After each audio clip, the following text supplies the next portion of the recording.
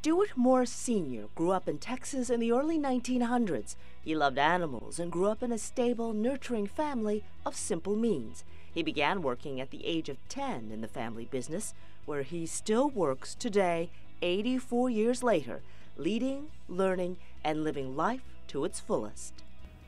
I don't remember a whole lot before I was 10, but I do know at 10, my dad said, "You go into the office."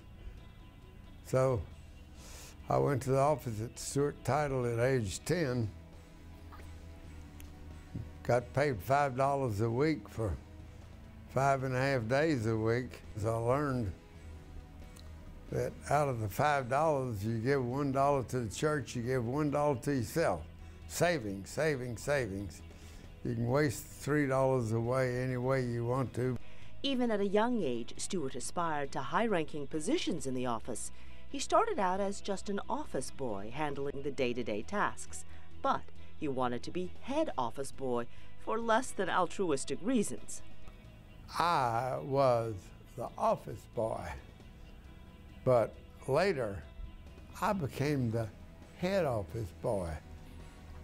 Henry Mooney, the man who had lost one eye, he was about 3-4 years older than I was, but he became my helper.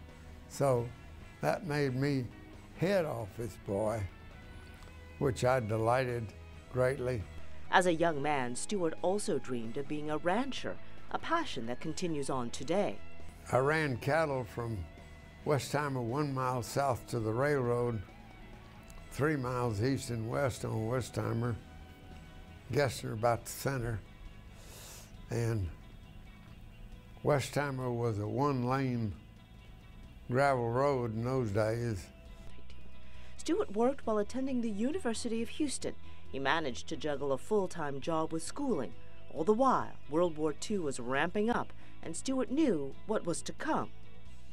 I got 3 years of college and then went to SMU Law School, and I wound up in May of 1943 finishing with 1 correspondence course from the University of Texas.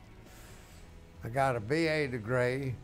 From SMU, I got my LLB degree. I got a marriage certificate. I went to Columbia University. I got a midshipman degree.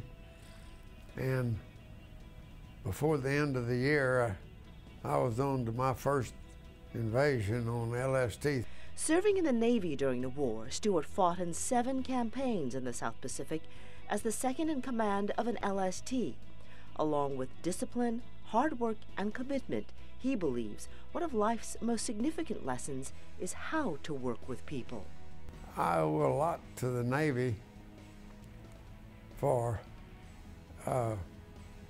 my attitude toward management.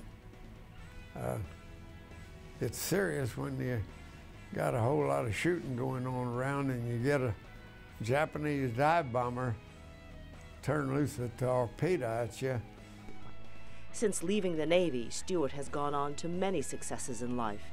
Married to Joella for nearly 70 years, they have 3 children and 8 grandchildren. Today, Stewart's title is recognized as a leader worldwide. Mr. Morris's leadership and generosity has contributed greatly to making Houston one of the best cities in the world. One of his most recognized achievements is the creation of Houston Baptist University.